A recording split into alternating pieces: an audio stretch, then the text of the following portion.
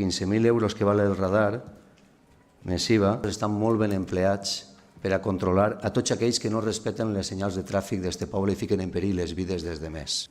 I en la seguretat no n'hi ha que escatimar, sobretot en la seguretat vial. De fet, aquest radar que tu dius que té un cost zero és un conveni en la DGT en el qual ens cedeix una furgoneta i de tant en tant un radar, la furgoneta permanentment, el radar quan ells volen.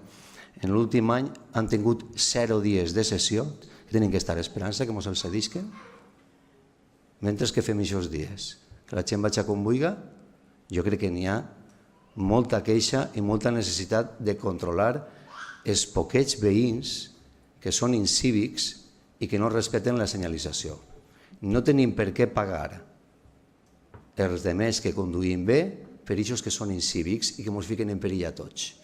Aquests que són incívics són els únics que han de temer al radar, que si se fica en marxa i funciona bé, al final no és un tema de veure com recuperem els 15.000 euros, com heu dit per ahir. Aquests diners en seguretat no se recuperen.